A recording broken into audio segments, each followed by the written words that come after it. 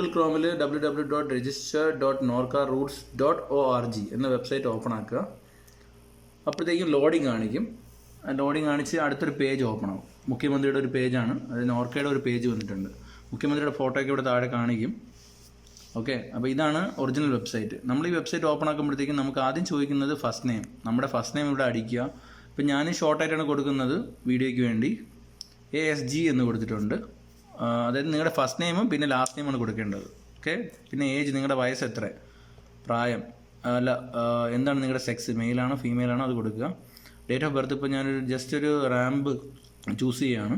Okay, just ഒരു ഇത് choose ചെയ്യുന്നുണ്ട്. പാസ്പോർട്ട് നമ്പർ, നിങ്ങളുടെ പാസ്പോർട്ട് നമ്പർ കറക്റ്റായിട്ട് കൊടുക്കുക.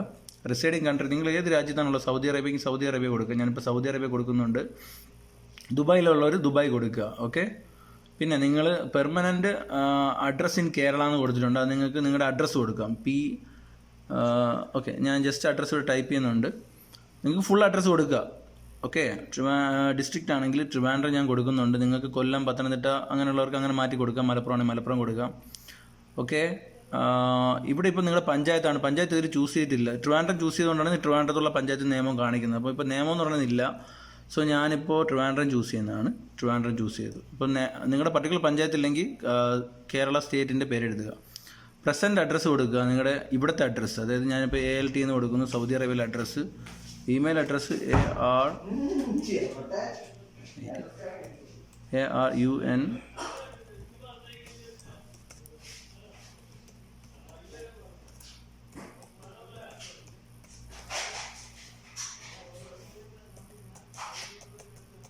നിങ്ങൾ നിങ്ങളുടെ മൊബൈൽ നമ്പർ കൊടുക്കുക. നിങ്ങൾക്ക് വാട്സപ്പ് ഉണ്ടെങ്കിൽ അത് കൊടുക്കുക. കാരണം എന്തെങ്കിലും അവർക്ക് അയക്കാനുണ്ടെങ്കിൽ അതിൽ വരും. ഓക്കെ, പിന്നെ അടുത്ത നെക്സ്റ്റ് പേജ് പോവുക. ഇനി ഒരു പേജ് കൂടെ ഉണ്ട്, മൊത്തം 2 പേജാണ്. എംപ്ലോയ്മെൻറ്റ് ഡീറ്റെയിൽസിൽ നിങ്ങളുടെ employment self employed, managerial, professional അങ്ങനെയൊക്കെ ഉണ്ട്. ഞാൻ പ്രൊഫഷണൽ ചൂസ് ചെയ്യുകയാണ്. ചിലർക്ക് സ്കിൽഡ് ലേബർ കൊടുക്കുക, അൺസ്കിൽഡ് ലേബർ കൊടുക്കുക, അല്ലെങ്കിൽ അതർ കൊടുക്കുക. ഞാൻ പ്രൊഫഷണൽ ചൂസ് ചെയ്തിട്ടുണ്ട്. ഞങ്ങൾ ട്രാവൽസിലാണ് വർക്ക് ചെയ്യുന്നത്, പ്രൊഫഷണൽ ചൂസ് ചെയ്തു. പിന്നെ നിങ്ങളുടെ വിസ ടൈപ്പ്, ഇക്കാമയിലുള്ള ഒരു റെസിഡൻറ്റ് വിസ അല്ലെങ്കിൽ എംപ്ലോയ്മെൻറ്റ് വിസ കൊടുക്കുക. വിസിറ്റിംഗ് വിസയിലുള്ളവരാണെങ്കിൽ വിസിറ്റിംഗ് വിസ കൊടുക്കുക. അത് ഫാമിലി ഇവിടെ വന്നിട്ടുണ്ട്, അവർ വിസിറ്റിങ്ങിലാണെങ്കിൽ വിസിറ്റിംഗ് വിസ കൊടുക്കുക. ഇവിടെ പഠിക്കാൻ വന്നിട്ടുണ്ടെങ്കിൽ സ്റ്റുഡൻറ്റ് വിസ കൊടുക്കുക. അല്ലെങ്കിൽ വേറെ രാജ്യത്തുള്ളവരാണെങ്കിൽ സ്റ്റുഡൻറ്റ് വിസ കൊടുക്കുക. ഡിപ്പെൻഡൻ്റ് ആണെങ്കിൽ ഇപ്പോൾ ഒരു ഇക്കാമ ഹോൾഡർ ആണെങ്കിൽ ഡിപ്പെൻഡൻറ്റ്, ഇക്കാമയിലെ ഡിപ്പെൻഡൻ്റ് ആണെങ്കിൽ ഡിപ്പെൻഡ് വിസ കൊടുക്കുക.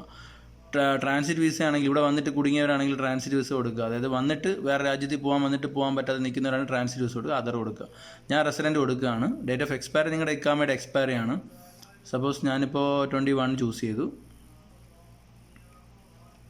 അതായത് കറക്റ്റാണ് കൊടുക്കുക.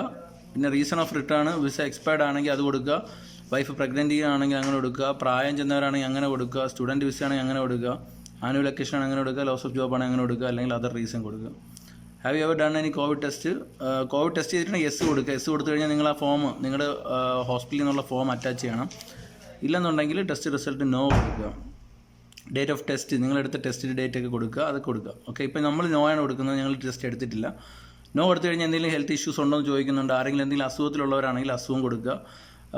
മെഡിക്കൽ ഇഷ്യൂസ് അങ്ങനെ എന്തെങ്കിലും ഉണ്ടെങ്കിൽ അത് കൊടുക്കുക കേട്ടോ. പ്രൊപ്പോസ് ഡിപ്പാർച്ചർ എയർപോർട്ട്, നിങ്ങളുടെ നിയറസ്റ്റ് എയർപോർട്ട്. ഞാൻ റിയാദാണ് കൊടുക്കുന്നത്, ഞാൻ റിയാദിലുള്ളതുകൊണ്ട്. ദമാമിലുള്ള ദമാം അങ്ങനെ കൊടുക്കാം.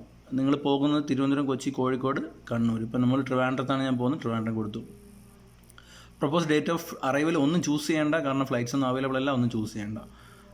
Preferred airlines, any airlines. ഒരു അവൈലബിലിറ്റി ഇല്ലാത്തതുകൊണ്ട് എനി എയർലൈൻസ്. നമ്മൾ സൗദി എയർലൈൻസ് അങ്ങനെയുള്ളത് മാത്രം കൊടുത്തു കഴിഞ്ഞാൽ അത് മാത്രമേ കിട്ടത്തുള്ളൂ. അപ്പോൾ എനി എയർലൈൻസ് കൊടുക്കുക.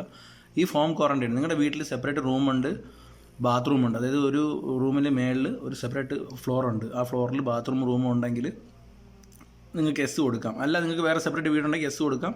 അല്ലെങ്കിൽ ഈ ക്വസ്റ്റിന് നോ മാത്രമേ നമ്മൾ കൊടുക്കാവൂ. നോ കൊടുത്തു കഴിഞ്ഞാൽ ഗവൺമെൻറ് ക്വാറൻറ്റൈൻ കിട്ടും. നിങ്ങൾ 14 ഡേയ്സ് അവിടെ നിൽക്കേണ്ടി വരും. യെസ്, വളരെ ശ്രദ്ധിക്കുക ക്വസ്റ്റ്യൻ.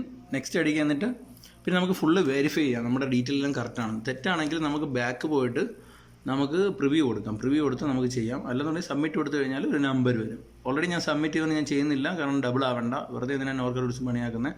സോ നിങ്ങൾ ഈ വീഡിയോ എല്ലാം കണ്ട് എല്ലാവർക്കും ഷെയർ ചെയ്യുക, മാക്സിമം എല്ലാവരും സപ്പോർട്ട് ചെയ്യുക.